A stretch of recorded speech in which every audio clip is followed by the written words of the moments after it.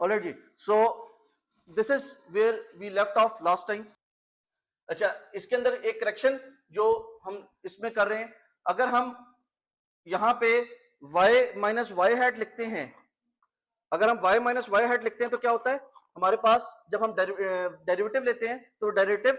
Negative आ जाता है। तो हम क्योंकि वैसे ही हम स्क्वायर कर रहे हैं अपने एरर की टर्म के लिए, तो वैसे ही हम स्क्वायर कर रहे हैं, तो अगर हम इसकी जगह अपना डेरिवेटिव जो है वो, अगर हम अपने एरर को डिफाइन करें, अपना मीन स्क्वायर्ड एरर डिफाइन कर लें, is equal to 1 over 2n summation I is equal to 1 to n y hat I minus yi का स्क्वायर, अगर हम ये डिफाइन कर लें, ठीक है, तो जब हम इसका डेरिवेटिव लेंगे d by dm of my MSc is equal to 1 over n, short में लिख रहा हूं, summation of I is equal to 1 to n yi hat minus yi into d by dm of yi hat minus yi, ठीक है, और is equal to 1 over n summation of I is equal to 1 to n yi hat minus yi into d by dm of mxi minus yi is equal to 1 over n summation of yi hat minus yi into, अब m is my variable, उस variable का coefficient है xi और m की power है 1, तो m जो है वो खत्म हो जाएगा और कोफिशिएंट बाकी बच जाएगा into xi minus yi constant है तो वो 0 हो जाएगा, तो ये मेरा डेरिवेटिव बच जाएगा। लास्ट टाइम आपको याद होगा मैंने यहाँ पे मेरे पास माइनस आ गया था, वो माइनस को बेसिकली मैंने खत्म किया है। Basically this is the same result, ठीक है। लेट्स अज्यूम कि मेरे पास अब c की वैल्यू जो है दैट इज नॉट 0। अभी तक हम क्या करके चल रहे थे, हमने यहां पे ज्यूम किया था कि c की वैल्यू, यहां पे अगर आपको याद हो हमने ये सारी कैलकुलेशन से पहले यहां पे ज्यूम किया था कि c की वैल्यू जो है वो 0 है, और हम जो है सिर्फ m की वैल्यू को चेंज करके देख रहे थे। अगर हम कहें कि c की वैल्यू 0 नहीं है, अगर c की हम ये कहें कि if c is not equal to 0, सो इसका मतलब है उसका भी कोई इफेक्ट आना शुरू हो जाएगा हमारे सिस्टम के अंदर, और हमारा एरर जो है वो डी जो है वो लेट से हमारा total mean error is equal to 1 over 2n summation of i is equal to 1 to n yi hat minus yi का स्क्वायर था, बट ये yi का स्क्वायर जो है now it is mxi plus c। अब हमारे पास दो वेरिएबल हैं और हमारा जो एरर है, जो अब हमारा एरर है वो उसके भी दो पार्ट्स हैं। वो एरर जो है दो चीजों पर डिपेंड कर रहा है, that error is depending on m and it is depending on c। तो हमें m की भी नई वैल्यू चाहिए और c की भी नई वैल्यू कैलकुलेट करनी है। अगर हमें m और c दोनों की नई वैल्यू कैलकुलेट करनी पड़े तो मुझे ये देखना पड़ेगा कि मेरा जो एरर है उसके अंदर कितना हिस्सा m की वजह से आया है और कितना हिस्सा c की वजह से आया है। सो मैं अगर कहूं कि part of error due to m and part of error due to c। पिछली मर्तबा मैंने कहा था मेरा सारा का सारा एरर जो है वो m की वजह से आया है और मुझे m की वैल्यू को अपडेट करना है, m की वैल्यू को देखना है कि m की नई वैल्यू क्या होनी चाहिए। अब मेरा एरर जो है उसमें कुछ हिस्सा m की वजह से है और कुछ हिस्सा मेरे इंटरसेप्ट या c की वजह से है, तो मुझे m को भी अपडेट करना है, m की भी नई वैल्यू चाहिए मुझे और c की भी नई वैल्यू चाहिए। सो m की नई वैल्यू किस तरह कैलकुलेट होगी, so m next is equal to m की करंट वैल्यू माइनस समथिंग, ठीक है, जिस तरह हमने यहाँ पे पिछली मरतबा यहाँ पे किया था, यहाँ पे ये किया था ना d by dm। तो अब हमें अपने सिस्टम को, पिछली मरतबा हमने डेरिवेट किया था कंप्लीट डेरिवेशन की थी क्योंकि हमारे सिस्टम में सिर्फ एक वेरिएबल था, अब हमारे सिस्टम में दो वेरिएबल हैं, सो हमें पार्शियल डेरिवेटिव लेना पड़ेगा, D by partial of m with respect of my MSc.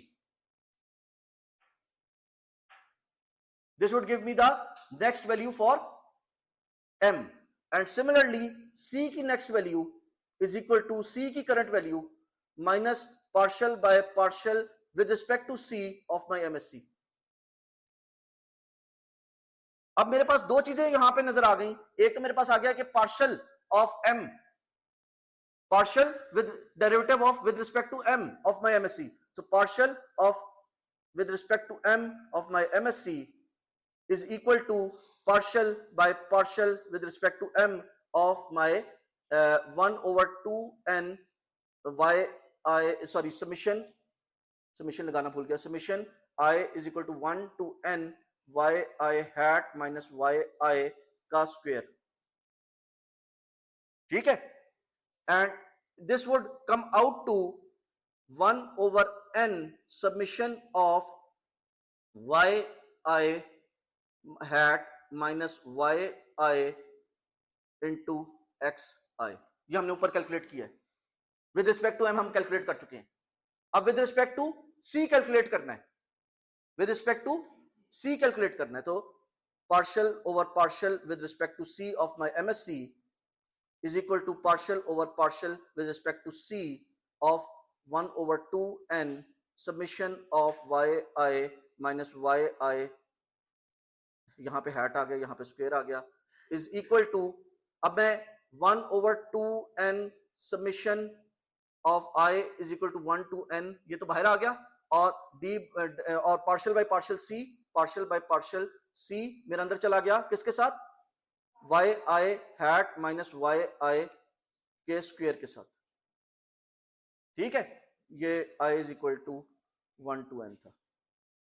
This is equal to 1 over 2 n और into 2, ये 2 यहां से आ गया, summation of I is equal to 1 to n और यहां पे आ गया yi hat minus yi. ठीक है, ये स्क्वायर खत्म हो गया, into partial by partial c of yi hat minus yi. ठीक है, ये 2 is 2 के साथ कट गया, ये 2 is 2 के साथ कट गया, बाकी मेरे पास बच गया, यहां पे लिख लेते हैं 1 over n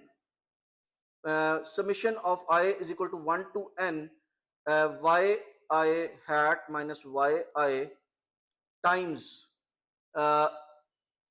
यहां पे इसको m x I plus c minus yi की फॉर्म में लिख लेते हैं, और इसको थोड़ा सा आगे कर लेते हैं, क्योंकि हम यहाँ पे बीच में पार्शियल वाला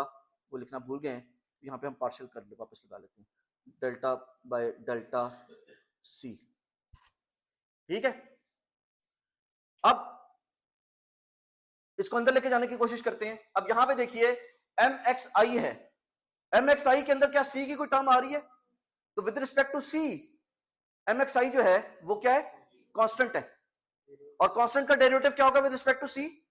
0 हो जाएगा. So this is equal to 1 over n summation of I is equal to 1 to n yi hat minus yi into 0 plus